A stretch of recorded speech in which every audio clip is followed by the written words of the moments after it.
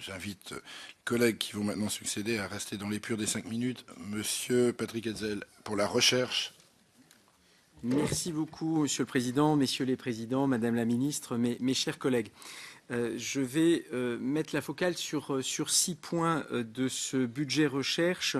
Tout d'abord, il convient de noter que le budget recherche 2014 est en baisse par rapport à 2013. Cela ne s'était pas vu depuis plus d'une décennie.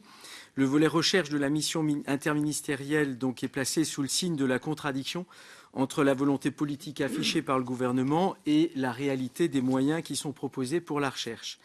Les crédits qui lui sont globalement attribués baissent de 1%.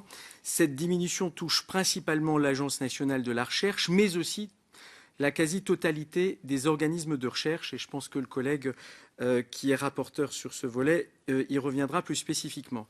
Il convient de rappeler que ces dotations en baisse ont à couvrir les charges pour les pensions qui, elles, progressent nettement chaque année.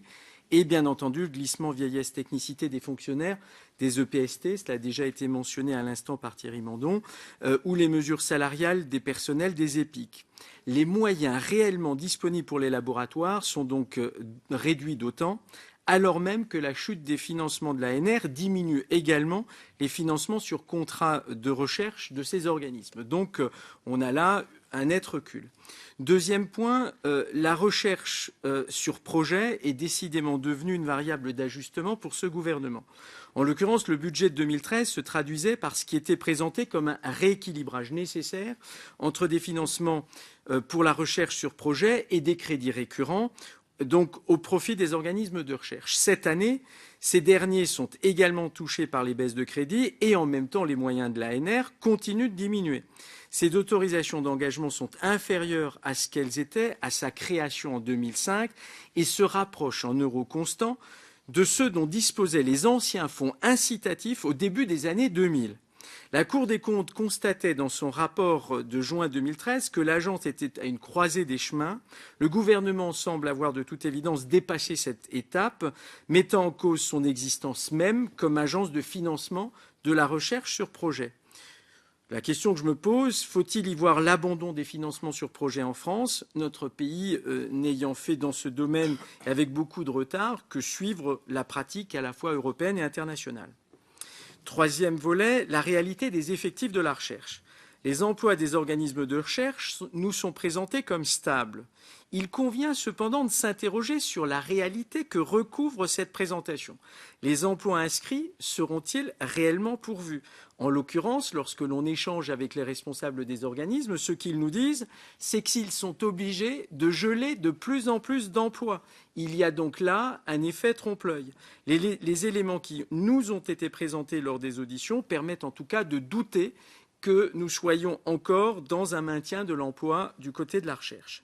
Quatrième volet, les insuffisantes retombées économiques de la recherche.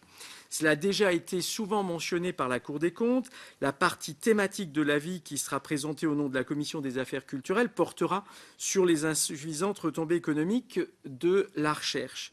Cette corrélation insuffisante entre une recherche scientifique française qui reste performante et la valorisation en entreprise est un problème culturel dans notre pays. Le continuum recherche-innovation n'y existe, hélas, pas suffisamment.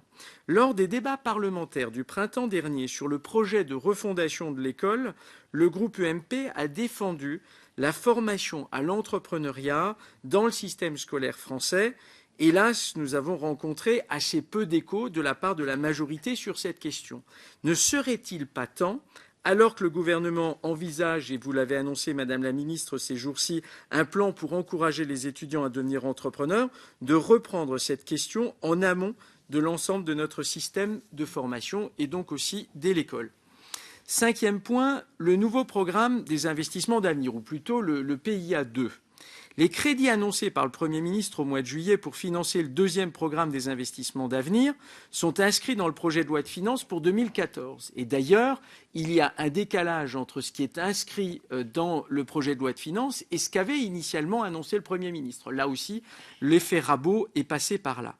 En tout cas, il est important que le Parlement soit mieux associé en amont aux choix opérés compte tenu des montants en jeu et des orientations qu'il détermine, par exemple par une information suivie de l'Office parlementaire des choix scientifiques et technologiques et des commissions compétentes. En tout cas, il est nécessaire, et d'ailleurs je me souviens que l'opposition d'alors, devenue majorité depuis 2012, était fort allante pour justement demander à ce qu'il y ait une bonne articulation entre le budgétaire et l'extra-budgétaire.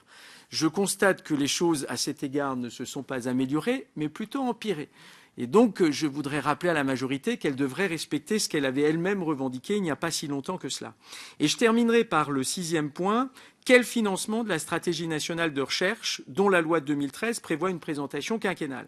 L'ensemble de ces questions, cadrées par un budget très médiocre, conduit à s'interroger sur les grandes orientations de la stratégie nationale de recherche, dont la loi de 2013 prévoit une présentation quinquennale sous forme de livre blanc, avec la stratégie nationale de l'enseignement supérieur, les deux étant évidemment liés.